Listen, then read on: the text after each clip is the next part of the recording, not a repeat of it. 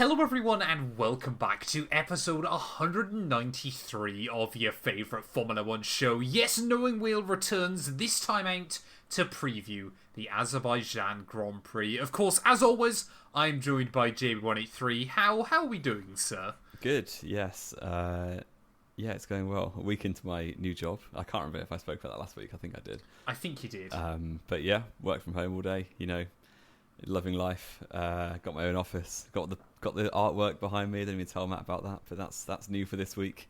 So yeah, what artwork is it? Is it new artwork, or is it the same artwork you used to have just in a new place? Well, I haven't bought anything new, but it might be different than what was in my background before. But we've got Nico Rosberg, we've got Nico Hulkenberg, we've got Giancarlo Oh no, Fisichella. I thought this was the same. And it's so many mid-drivers.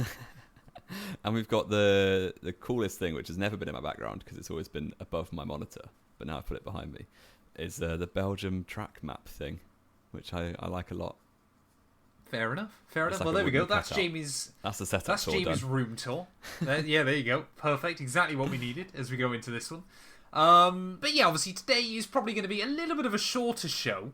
And I'm sure, hopefully, many of you will remember the podcast we did a couple of weeks ago from Italy with the preview show there. We kind of said about how Antonelli was signed, even though technically he hasn't signed. But we got it right. We're having to do it again today because we're talking in the future, because we're recording this on Monday. The podcast will go live on Tuesday, but between now and then, Adrian Newey's going to be announced, but we already know he's going to, or we're 99% sure we know he's announced already. It's, again, Formula 1 in 2024. Yeah. And the BBC have reported that he's going. So they never report stuff falsely. Benson does nothing unless it's basically guaranteed. The one I was more thinking about is Sky. Have you seen this? No. So Sky have got a TV show running for an hour and 15 minutes from 10:45 tomorrow morning to midday with announcement from Aston Martin. And in the description on the guide for that video, it says about Newey's confirmation. Wow. Well, so it is confirmed, basically. They've clearly signed a good NDA, haven't they, at Sky? Oh, clearly down at Sky. I mean, I just don't think they care, to be honest. What are Aston Martin going to do? No, exactly.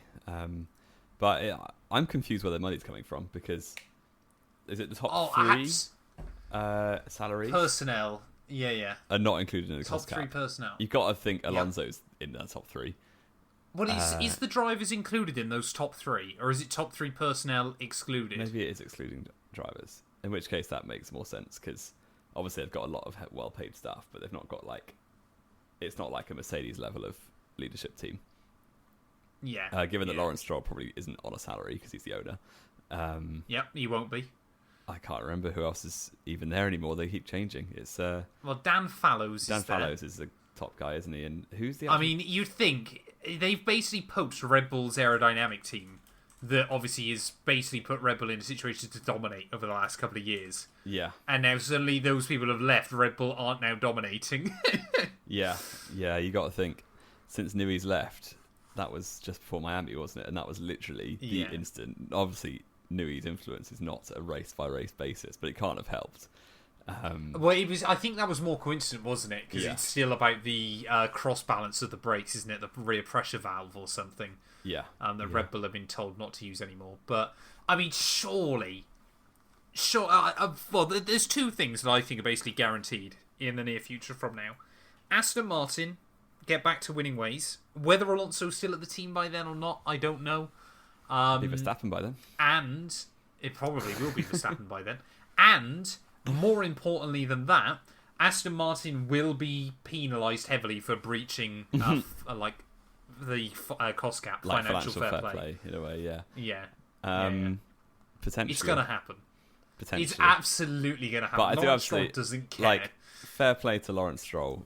He means business, and he wasn't joking when he bought Racing Point and was like, we're going to make him boss, because that was getting on for 10 years ago now. No, it wasn't. 6 years, 7 years. 6 years ago? You mean you're not far away? Yeah, to be fair. 6 years. And then given that the next rule cycle is in 2016, so by then, they're going on for a decade of ownership, and to be fair, they've taken him from midfield, like towards the back of the midfield, right?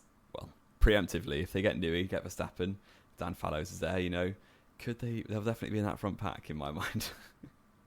Yeah, but I mean, obviously, you say that about Aston Martin, though. I mean, they're what, 5th currently in the standings, aren't they? They're gonna be 5th, and probably. In Europe, I don't know whether you saw this. did. In Europe, they scored less points than Haas. They did, which I think is incredible. But that's mostly only down to Nico Hülkenberg, who is the best driver out of it. Well, not only down to Nico Hülkenberg. Magnussen's also scored points, but scored 2 points. A large part of that was 4 Nico points Hülkenberg. in that time. I think. But it is kind of mad, isn't it? Just how much Aston Martin ebb and flow. Yes. More than seemingly any other team. Even in 2022, when they started the season, they were like the back markers. And then by the end, they were, again, the 4th or 5th fastest car. It was like... Yeah. And then obviously last year, they started as probably the 2nd or 3rd fastest car. 2nd early on. Well, Ferrari on their day. And ended up 5th or 6th again. It's like, well, what is going on here? But they've got to find their rhythm eventually. Obviously, the team formerly known as Jordan has always been punching above its weight. And now they've actually got weight. It's like, well, what are they going to do with it? Yeah, what are they going to punch? It's like going on for an evening meal with Jos Verstappen. You never know what they're going to punch. Could it be the waiter? Could it be the... Dude, let's not go there. Yeah, I'll stop there. Oh, dearie me. But I mean, yeah, it's... I mean, we've kind of known this was going to be coming, haven't we, for quite a while. In terms of Newey signing. And of course, obviously, it was always going to be between sort of Aston Martin and Ferrari. I still am never quite sure. I'm guessing Mercedes were never really interested because obviously we all know it's so well reported about, and this isn't kind of meant in a negative way, about how much control Newey likes to have. Why he's been successful with Red Bull, why he left McLaren all those years ago and things like that.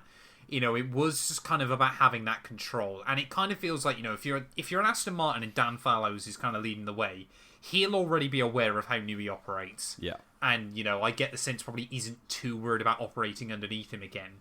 If you're Ferrari, though, on the other hand, the politics are going to wind you up so badly if you're a Newey, and you're not going to get the best out of him. So I think, sensibly, as much as I wanted to live on, sort of Ferrari hopium and things like that, it is the move that makes the most sense for Adrian Newey, isn't it? Yeah, definitely. But is it going to be the last team he ever is part of? Is this now his last move? It depends how it goes, I think. You look at his time at McLaren, and wasn't that only about 4 or 5 years? It certainly wasn't long. 97 to, I think, 2000 2005. Yeah. So I guess 7, 8 years, yeah. So, that McLaren marriage didn't last very long, mostly because they didn't give him what he wanted, basically. They weren't willing to, completely overrule the whole structure of the team. I think if this goes well at Aston Martin, it probably is his last move. If it doesn't go well, who knows? Maybe he gets that itch to work in Maranello at some point down the line. Because, he said in his autobiography, the career regrets were not working with Fernando Alonso, not working with Lewis Hamilton, and not working with Ferrari. So clearly he's chosen Alonso over Hamilton, because I don't think he'll ever get the chance to work for Hamilton now, given that this is work for Hamilton. Thing at Aston. But it's a 3-year deal, isn't it? Apparently £35 million a year, which is, let's be fair, if you're just sitting around with pencils doing doodles all day, it's not a bad paycheck to work. Yeah. Do you want to have a go? Not to doubt. I reckon I could do it. I reckon Adrian Newey and I are on a pretty similar level. Yeah. But I mean, you say about that, I think the big thing here, which we're not talking about, first of all, we kind of mentioned it in the beginning, Max Verstappen. Mm-hmm. How do we know once Alonso's gone? First of all, because the way I can kind of picture this going when you talk about Verstappen is there could be pressure from, obviously, first of all, Lawrence Stroll, because if they're if they're then in a situation where world titles now are not only kind of a pipe dream but viable and should be happening, how much is he gonna say it's going to be Lance winning those titles? Second of all, Honda. Are they going to be turning around going, well, you want Lance winning those world titles? Let's be fair, Yuki's going to give him a better shot at that than Verstappen is. And third of all, how is that going to affect Newey if he feels he's doing the best work he can, you got and he's watching Lance Stroll crashing it constantly. Tsunoda, I don't think would be as bad, but neither of them Stroll, if he's stacking it, neither of them are elite level compared to Verstappen's and Hamilton's and Norris, are they? Like, I think you give Yuki enough time in an environment where he's comfortable. Don't get me wrong, I don't think he's suddenly gonna win 8 world titles or anything like that. But I think he could end up being on a level kind of similar to, when we talk about like a Jenson Button. Yes. Or a Nico Rosberg. But that's the thing. The right place at the right time. For, like, consistent delivered world championships, like, if you've got, say you've got a lineup of Stroll and Tsunoda, that car has to be probably 0.3 a lap faster than the nearest competitor. I would argue more than probably that. more than that. If you imagine you've got Verstappen, Norris, Hamilton driving the next fastest car, they've got half a second, or at least 0.3 of a second on Stroll and Tsunoda. So you've got to build a car that's like ridiculously dominant to even win the championship. Well, so to do that year on year is going to be very hard. Well, this is what I'm trying to compare it to, because the way I kind of see this going is, you mentioned obviously Newey at McLaren. I'm thinking before then, Newey at Williams, or Leighton House, where they had some. Well, but what I mean obviously is that you've got 2 drivers there that clearly aren't on the same level as Michael Schumacher, that get a couple of world titles out of it. But Newey is always, since then, he was never happy with the way kind of Williams made driver choices and things like that. They could have had star drivers and absolutely dominated, like they did with the FW14B with Mansell. But instead you end up with, Hill and Jacques Villeneuve and things like that, where you're sacking them as they win world titles and things like that. That's kind of the way, people kind of are talking about this going, it's perfect, it's going to happen now. But there's examples from Newey's past where, you kind of think from the driver's side of things, maybe not perfect. And let's not forget as well, he really debated leaving Red Bull in after 2014. When it was quite clear that the Renault power units weren't up to the snuff of Mercedes. And he kind of thought, maybe I'll go to Ferrari, deal with a factory program and try and get everything out of a car that then at least it's in-house, the engines aren't delivering. If Honda show up in 2026 and they've taken a step backwards as well, he might just call it a day. I think he'd give it at least a year. But, no, I get what you mean. Would. I do get what you mean. And I do think that, if, say, the Aston Martin was the fastest car, you maybe wouldn't even tell unless the driver next to Stroll was someone considerably better. An Alonso, a Verstappen, a Hamilton, that kind of thing. Because still, the way F1 is these days, you're not going to get a team that is ridiculously faster than everyone else. I think the RB19 last year was clearly, statistically, the most dominant car in history, but it definitely wasn't the fastest compared to the rest of the field. It's just they operated team and driver on such a high level that it was made to you look kind of had a better perfect storm and dodgy rear brake bias or something. And cost cap. But but I don't think that RB19 was like half a second a lap quicker than the rest of the field. No way. Well, you look at the Williams again. You sort of go back, talking about Newey. That FW14B, in terms of actual raw pace, is still the most dominant F1 car of all time. The gap between that and second place was, it on some tracks now is twice the size of the entire grid, or excluding Sauber, of course, this year. Even at Austria, I think the whole grid was within a second, wasn't it?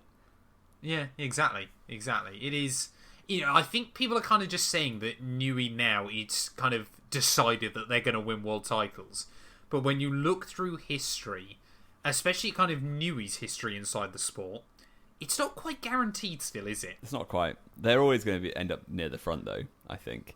Oh, yeah. I would be surprised if they take a step backwards, unless, the Honda power unit is terrible or something like that. But let's not forget as well, of course, you kind of say about how no team's going to be dominant. First year of new regs do open it up, don't they? Yeah. It kind of feels like it goes one way or the other. It either ends up with one team dominating, or suddenly you've got 2 or 3 teams that are right there in the fight. Yeah. Well, you look at 2009 and you had like the accidental closest grid ever when they were trying to just make rules simple, and then the whole grid was within like But simple cars are the best ones for racing. Yeah. It's just the way it goes, isn't it? Yeah, we'll see. Hopefully there's not another 2014/2022 situation. 2022, I was thinking more the other way. Ferrari should have been there more than they were, I guess, in the end. It's just a bit of a self-destruct, wasn't it? But the car pace at the start of the season was pretty even, if not Ferrari slightly in ascendancy. Well, let's head to Baku then, Jamie. Of course, obviously, we have got a bit of news ready for the weekend. The big one, of course, is that Kevin Magnussen, we spoke about this in the last show, and we kind of knew exactly this was going to be the case, didn't we? But obviously, he's going to be replaced by Ollie Behrman. Mm-hmm. I found out as well, what's mad is pretty much every single driver ban since the mid-90s has either happened at the Italian Grand Prix or gone into effect for the Italian Grand Prix. It's bizarre. Mad. Yeah, well, the most recent one was Grosjean, wasn't it, from Belgium into Italy? Yep. When D'Ambrosio replaced him, if I remember rightly. And it was? Yeah, the one before that, I don't even know. Was that Yuji Ide? I think it was Schumacher. I guess he just got his license revoked, didn't he? Yeah, he was just banned instantly. No, I think it was Schumacher, because you had like 3 in 1994. It was all a little bit weird. No, Felipe Massa. I tell a lie.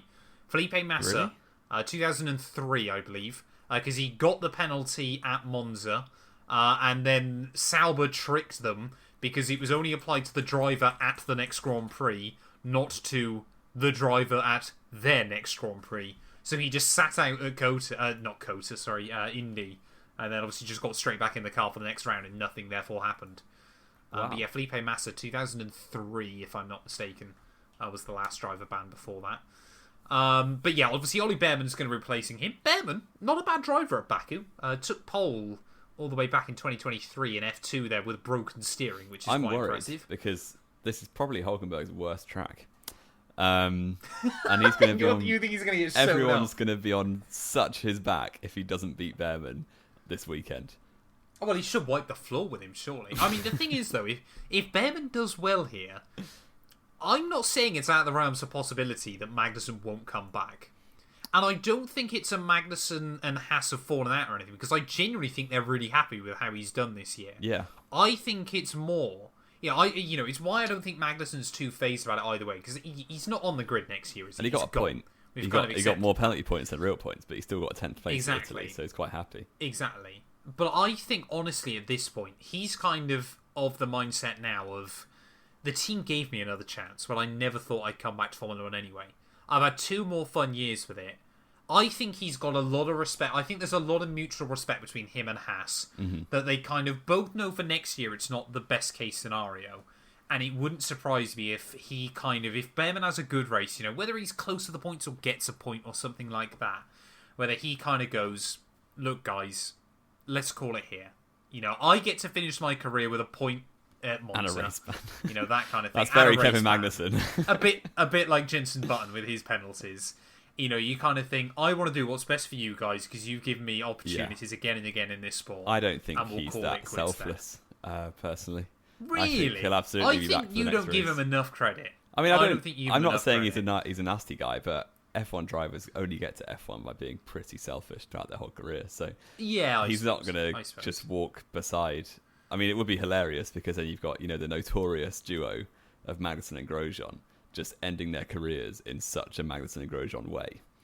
Oh yeah, with Magnussen getting banned and Grosjean's last race being a massive fireball and near-death experience. But yeah, glad to see him walk away from that. And hopefully, I mean, I would like to see Magnussen come back for the rest of the season just because it gives Hulkenberg an easy ride. So that's... Well, let's not forget as well, Magnussen's then going to have 7 races with no penalty points on his licence. Yeah, and if Hulkenberg's in need of a point, then Magnussen will do whatever it takes to get it for him.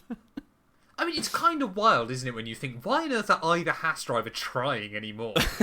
It's true, but it's just weird, isn't it? It's professionalism, isn't it? So...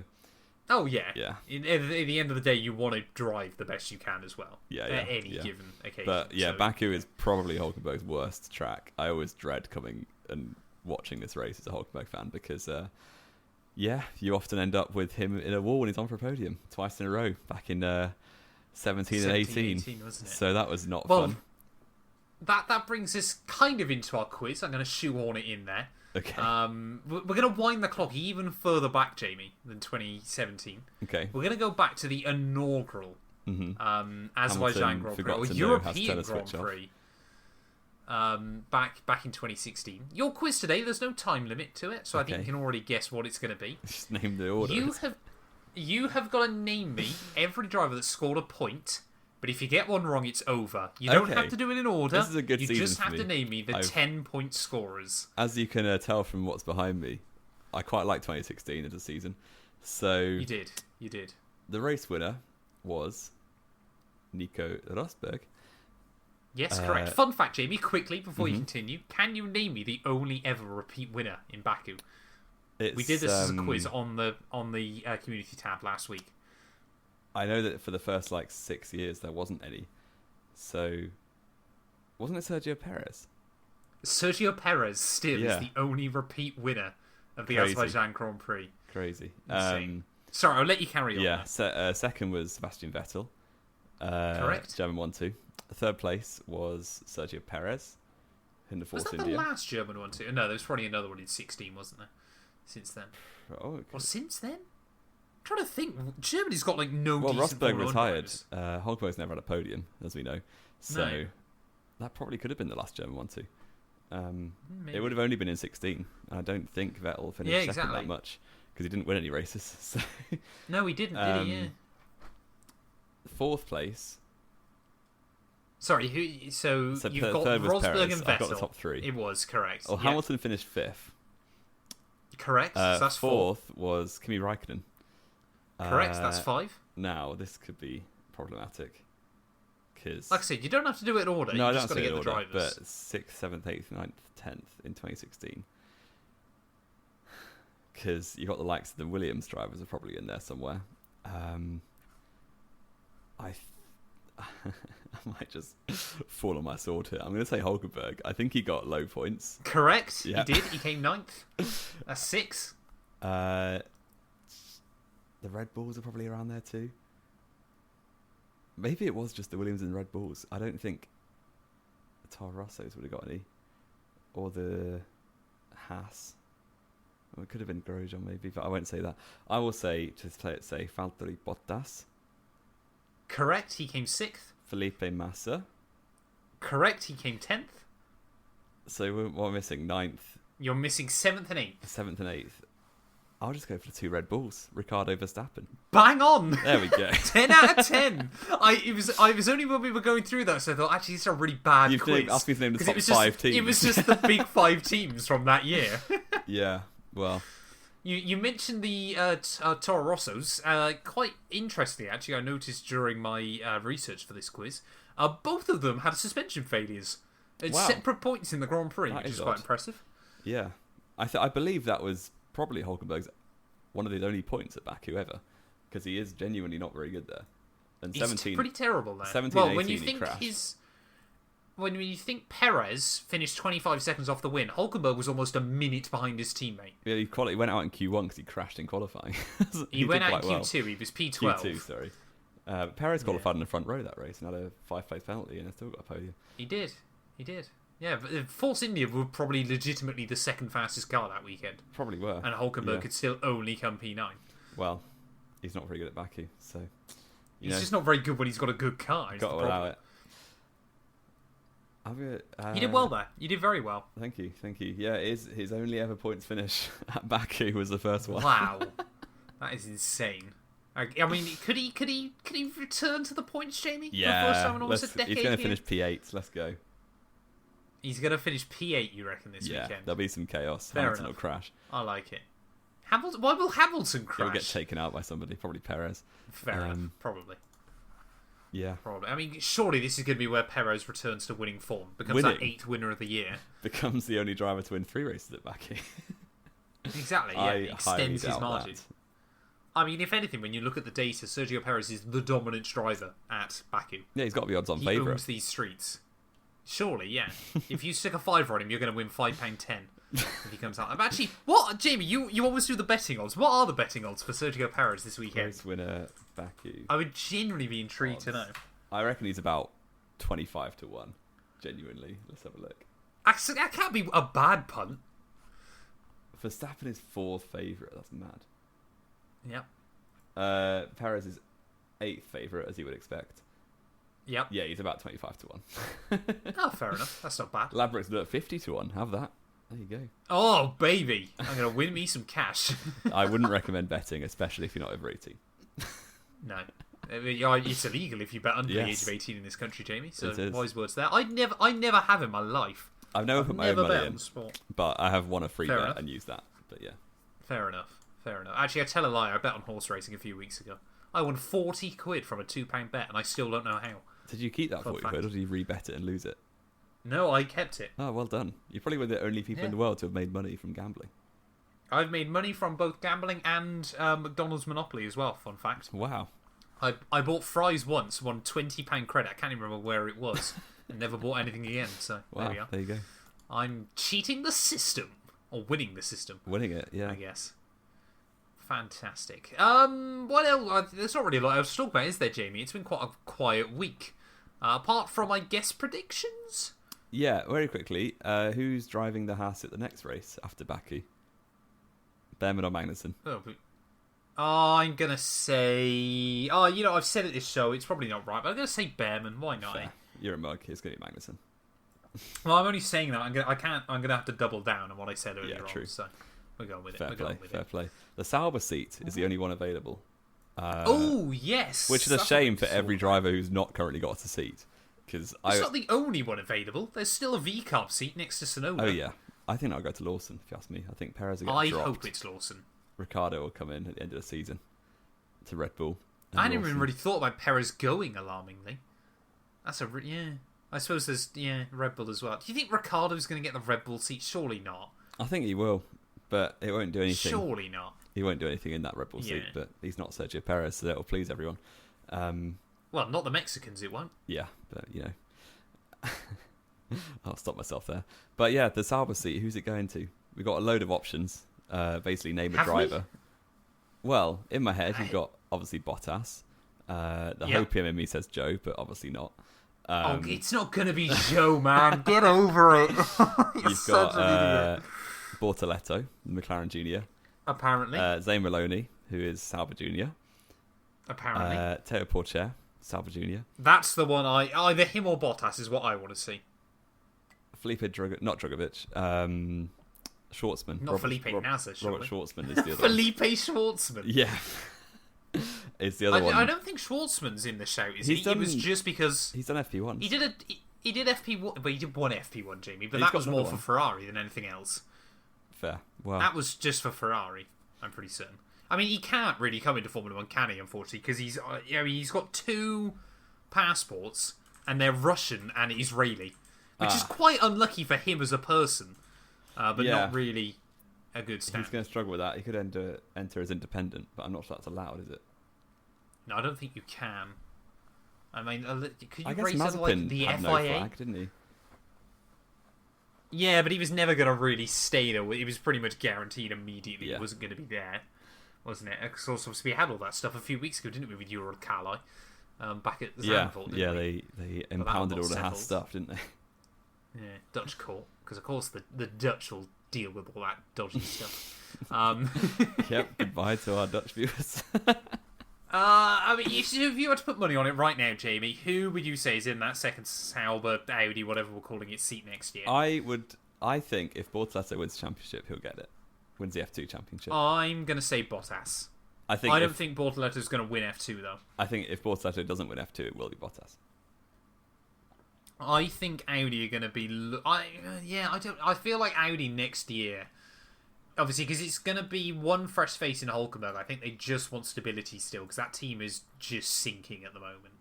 I think they basically just want to know that they've got 2 drivers that if they say, right, we want to pump this amount of money into it, what do we need to focus on? That you got 2 drivers there that can tell you what you need to do, that have experience with different teams. It'd be a combined age of 72 if you got Hulkenberg and Bottas. Actually, that's not that insane for Formula 1, is it? No, it's not good, too bad. But it's not that insane. I mean, surely, Aston Martin can't be far behind that. They've got to be high 60s. No, they've got to be high 60s, surely. Oh, yeah, probably. Alonso's 42? Yeah. 42, 43. Stroll's got to be, 25, 26?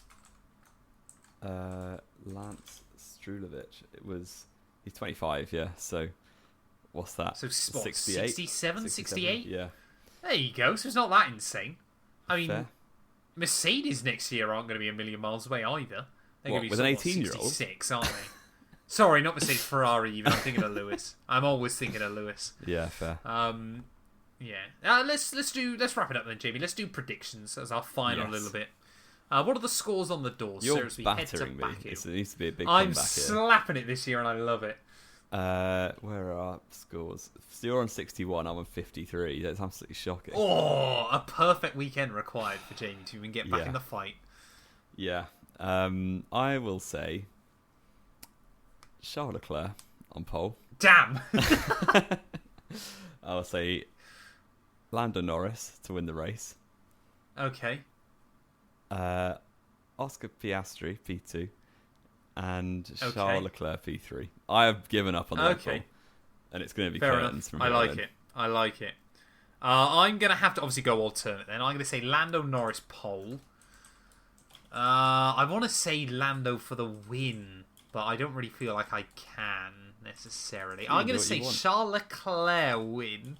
Back to back. I want to go different. I got a bit of leeway here. I'm going to go a bit different. I'm going to say the Lando P2. I'm basically trying to script it so we're going to get a three-way title fight from three different teams, which would be brilliant. P3, I'm going to say... I don't really want to say... as much as I want to say Oscar. Ollie Behrman in the Haas. If he gets a podium for Haas instantly... In his first race next to Hulkenberg, incredible. I would be fuming. Incredible. Trying to think, what car's been good in the straights? Mercedes? I mean, it has. Mercedes were there or thereabout. I'm going to say he's never really got on too well with the track, but I'm going to say Lewis Hamilton. Hamilton, bizarrely, has never deserved to win at Baku. He's only won one. It's quite mad, isn't it? He's only won one, and Bottas Well, he should have deserved won. to win in 2017, to be fair, but he didn't. Yeah, he did actually. Because he forgot to fit his headrest properly. So. Well, he didn't. No, someone on the team did. And he brake checked Vettel as well, the cheat. Even though it was confirmed he never actually touched the brake, didn't he? Which is incredible. I love the way you still see Vettel fans to this day trying to say that was still on purpose. 2017-2018 era was so funny. There's literal data that supports that Hamilton never even touched the brake. Vettel should have brake checked at the hairpin in Germany a year later, shouldn't he? He should have broke a bit more. Yeah. That's what he should have done. But yeah. Have we got anything else to add, Jamie? Now we've upset every Vettel fan in the world. I don't think so. Let me have a quick look at. I think we've done pretty well. X, sorry. Oh no, the worst social media platform in the world. No, nothing at all. No, wonderful. Well, thank you all as always so much for listening. If you have enjoyed, please do make sure to leave a like. Get yourself a subscriber. At 722 subscribers, we're slowly but surely getting our way to that 1,000 mark as well. But yeah, we'll be back next week, ready to review as Ollie Behrman wins his debut race for Haas.